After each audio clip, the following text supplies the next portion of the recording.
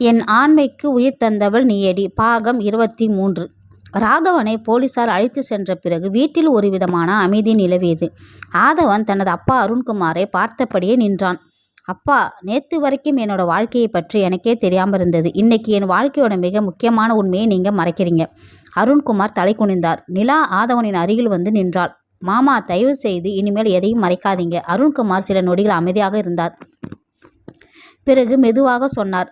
அந்த மனிதன் அவர் பெயரை சொல்லப்போகும் நேரத்தில் மீனாட்சி திடீரென்று குறுக்கிட்டார். வேண்டாம். அனைவரும் அவரை பார்த்தனர். ஆதவன் அதிர்ச்சியுடன் கேட்டான், அம்மா, ஏன் வேண்டாம்? மீனாட்சியின் கண்களில் கண்ணீர். அந்த பெயர் இந்த வீட்டில் மீண்டும் வரக்கூடாது. நிலா, அவர் யார்? மீனாட்சி பதில் சொல்லவில்லை. அப்போது அருண்குமார் மெதுவாக சொன்னார். அவர். சில வினாடிகள் அமைதி. மோகன். ஆதவன் குழம்பினான். மோகனா? அருண்குமார் தலையசைத்தார்.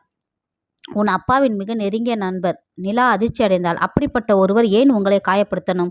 அருண்குமார் பழைய நினைவுகளை பகிர ஆரம்பித்தார். 25 வருடங்களுக்கு முன்பு அவரும் மோகனும் சேர்ந்து ஒரு தொழில் செய்து வந்தனர். அப்போது மோகனுக்கு ஒரு பெரிய பணப்பிரச்சனை ஏற்பட்டது. அதை சமாளிக்க அவர் நிறுவனத்தின் சில ரகசிய ஆவணங்களை வெளியே கொடுக்க முயன்றார். அதை அருண்குமார் கண்டுபிடித்தார். அதற்கு பிறகு இருவருக்கும் இடையே பெரிய பிரச்சனை ஏற்பட்டது. மோகன் கோபத்தில் சொன்னான், ஒரு நாள் உன் குடும்பமே உன்னை தேடி வரும். ஒரு நாள் உன் குடும்பமே என்னை தேடி வரும். அதன் சில நாட்களுக்கு பிறகுதான் மருத்துவமனையில் அந்த சம்பவம் நடந்தது. ஆதவன் அதிர்ச்சியுடன் கேட்டான்.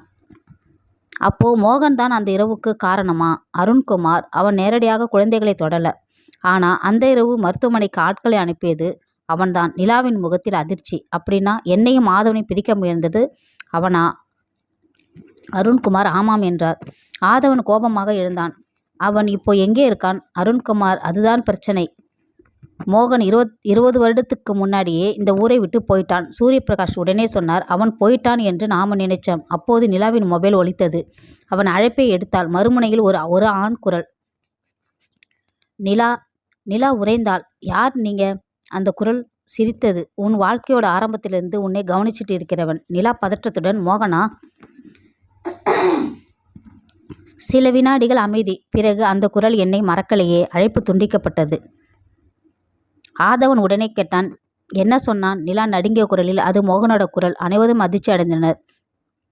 அந்த நேரத்தில் வீட்டின் வாசலில் ஒரு கவர் கிடந்தது. ஆதவன் அதை எடுத்து திறந்தான். உள்ளே ஒரு புகைப்படம். அதில் மோகன், விக்ரம், ராகவன் மூவரும் 25 வருடங்களுக்கு முன்பு ஒரே இடத்தில் நின்றிருந்தனர். புகைப்படத்தின் பின்னால் ஒரே ஒரு வரி, நான் திரும்பி வந்துட்டேன். ஆதவன் புகைப்படத்தை இறுக்கமாக பிடித்தான். நிலா அவனை பார்த்தாள். இருவரின் கண்களிலும் ஒரே கேள்வி, மோகன் இப்போது எங்கே இருக்கிறான்? மோகன் அனுப்பிய புகைப்படத்தை பார்த்தபடி ஆதவன் அமைதியாக நின்றான். புகைப்படத்தில் மோகன், விக்ரம், ராகவன் மூவரும் இருந்தனர். நிலா மெதுவாக கேட்டாள், அவருக்கு நம்ம மேல ஏன் இவ்வளவு கோபம்? ஆதவன், அது நம்ம மேல இருக்கிற கோபம் இல்லை, நம்ம குடும்பத்துக்கு எதிரான பழைய பகை. அருண்குமார் அந்த புகைப்படத்தை பார்த்தது முகம் மாறியது. இது சாதாரண புகைப்படம் இல்லை. அருண்குமார் புகைப்படத்தை திருப்பி பார்த்தார். பின்புறத்தில் இருந்த தேதியை கவனித்தார். 25 வருடங்களுக்கு முன்பு மருத்துவமனை நடந்த இரவு. அவர் அதிர்ச்சியுடன் சொன்னார், அந்த இரவு இவங்க 3 பேரும் ஒரே இடத்துல இருந்திருக்காங்க. ஆதவன், அப்போ அந்த இரவோட முழு திட்டத்தையும் இவங்க தான் போட்டிருக்காங்களா? சூரியபிரகாஷ் உடனே சொன்னார், ஆனா குழந்தைகளை காப்பாற்றினது யார்? அனைவரும் அமைதியாகினார். அதே நேரத்தில் மோகன் ஒரு பழைய வீட்டில் அமர்ந்திருந்தான். அவனுக்கு முன் ஆதவன் நிலாவின் திருமண அழைப்புதல். அவன் அதை மெதுவாக கிழித்தான். இந்த திருமணம் நடக்காது. அவன் அருகில் இருந்த ஒருவர் கேட்டார்.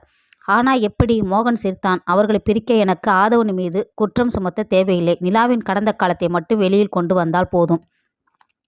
அவன் ஒரு பழைய கோப்பை திறந்தான். அதில் நிலா பிறந்த மருத்துவமனை பதிவு. அதற்கு ஒரு சிறிய குறிப்பு. இந்த பதிவை மாற்றியவர் எம். மறுபக்கம் நிலா மருத்துவமனைக்கு சென்றாள். அவள் பழைய பதிவுகளை மீண்டும் தேட ஆரம்பித்தாள். அப்போது அந்த மூத்த மருத்துவர் அவளை அழைத்தார். நிலா, உனக்காக ஒரு பொருள் கிடைத்திருக்கு. அவர் ஒரு சிறிய உரையை கொடுத்தார். நிலா திறந்து பார்த்தாள். அதற்குள் ஒரு பழைய குழந்தை வளையல். ஒரு பழைய குழந்தை வளையல். அதன் உள்ளே சிறிய எழுத்தில் என். நிலா அதிர்ச்சி அடைந்தாள். இது என்னோடதா? மருத்துவர், ஆமாம். ஆனா இது உன்னிடம் எப்படி வந்தது என்று எனக்கு தெரியவில்லை. நிலா அந்த வளையலை கையில் வைத்துக்கொண்டு வீட்டிற்கு வந்தாள். ஆதவன் அதை பார்த்ததும் உடனே அடையாளம் கண்டான். இது அந்த புகைப்படத்தில் இருந்த குழந்தையோட வளையல். நிலா, அப்போ அந்த இரவு நடந்தது எல்லாமே இதில் இருக்கா? ஆதவன், நம்ம இன்னும் தேடணும். அதே இரவு ஆதவனின் அறைக்கு ஒரு அனாமதேய வீடியோ வந்தது. அவன் அதை இயக்கினான். வீடியோவில் 25 வருடங்களுக்கு முன்பு மருத்துவமனை வழித்தடம். ஒரு நபர் குழந்தையை தூக்கி கொண்டு ஓடுகிறார். முகம் தெளிவாக தெரியவில்லை. ஆனால் அவரது கையில் இருந்த மோதிரம் தெளிவாக தெரிந்தது. அதே சின்னம். ஆதவன் அதிர்ச்சியுடன் வீடியோவை நிறுத்தினான். இந்த மோதிரம். அவன் உடனே வீட்டில் இருந்த பழைய புகைப்படங்களை தேடினான். ஒரு புகைப்படத்தில் மோகன் அதே மோதிரத்தை அணிந்திருந்தான். ஆதவனின் முகம் மாறியது. மோகன்தான் அந்த இரவு மருத்துவமனையில் இருந்திருக்கிறான். அவன் உடனே நிலாவிடம் ஓடி சென்றான். நிலா, உண்மை கிடைச்சிருச்சு. நிலா பதற்றமாக, என்ன? ஆதவன் வீடியோவை அவளிடம் காட்டினான். அவள் பார்த்ததும் அதிர்ச்சி அடைந்தாள். அப்போது அவளது மொபைலுக்கு மீண்டும் ஒரு அழைப்பு. அதே குரல். மோகன். ஆதவனிடம் எல்லாத்தையும் சொல்லிட்டியா? நிலா அமைதியாக இருந்தாள். மோகன் தொடர்ந்து, அப்படின்னா அடுத்த உண்மையையும் அவனிடம் சொல்லு. உன் வாழ்க்கையில் நான் நினைச்சதை விட முக்கியமான ஒருத்தர் இருக்கார். நிலா, யார்? மோகன் சிரித்தான். அவன்தான். அழைப்பு துண்டிக்கப்பட்டது. நிலா குழப்பத்துடன் ஆதவனை பார்த்தாள். யாரை பற்றி சொல்றாருன்னு புரியல. ஆதவன் மெதுவாக சொன்னான், நம்ம வாழ்க்கையில் இன்னும் யாரோ ஒருத்தர் இருக்காங்க.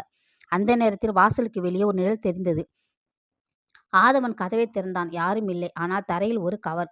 அதை திறந்ததும் ஒரு பழைய குடும்ப புகைப்படம். அதில் இருந்த ஒருவரின் முகம் சிவப்பு மையால் சுற்றப்பட்டிருந்தது. அந்த முகத்தை பார்த்ததும் நிலா அதிர்ச்சியில் சொன்னாள், இவர் நம்ம வீட்டிலேயே இருக்காரே.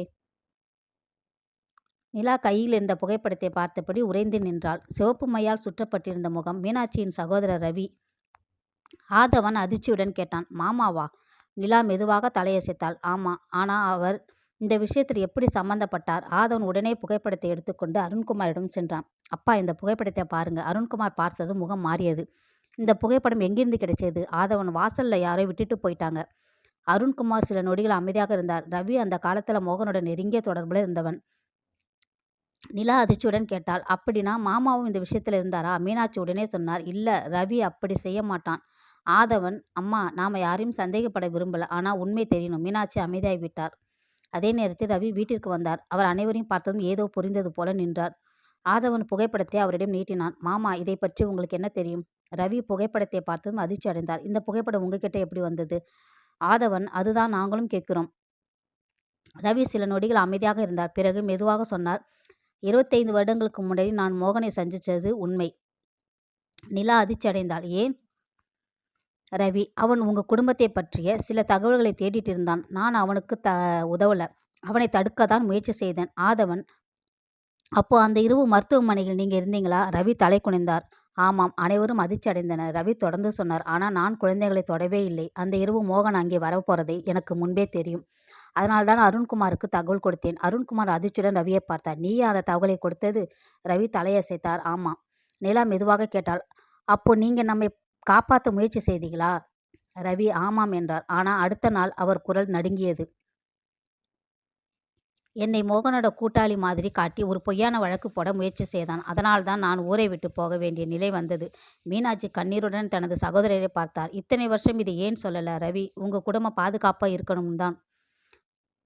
அப்போது ஆதவனின் மொபைலுக்கு ஒரு மெசேஜ் வந்தது. ரவி சொல்வதை முழுசா நம்பாதே. அதற்கு கீழே ஒரு புகைப்படம். அதில் ரவி மோகனை சந்திக்கும் காட்சி. ஆதவன் குழம்பினான்.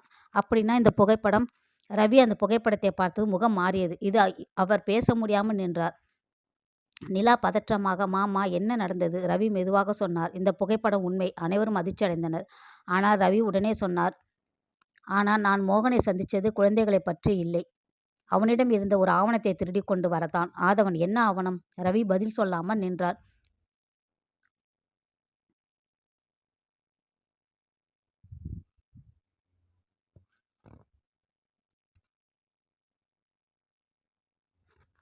பிறகு மெதுவாக, உன் பிறப்பு பதிவு. அந்த வார்த்தை கேட்டதும் ஆதவன் உறைந்து நின்றான். நிலா அவனை பார்த்தாள். அருண்குமாரின் முகத்தில் பதற்றம். ரவி தனது சட்டைப்பையிலிருந்து ஒரு பழைய ஆவணத்தை எடுத்தார். இதுதான் அந்த ஆவணம். ஆதவன் அதை வாங்கி பார்த்தான். முதல் பக்கத்தில் ஆதவனின் பிறப்பு பதிவு. அடுத்த பக்கத்தில் ஒரு திருத்தம் செய்யப்பட்டிருந்தது. அதை பார்த்ததும் நிலா மெதுவாக சொன்னாள், இந்த பதிவுல என் பெயரும் இருக்கு. அனைவரும் அதிர்ச்சியில் உறைந்தனர். அடுத்து என்ன நடக்கலாம்னு அடுத்த பதிவில் பார்க்கலாம்.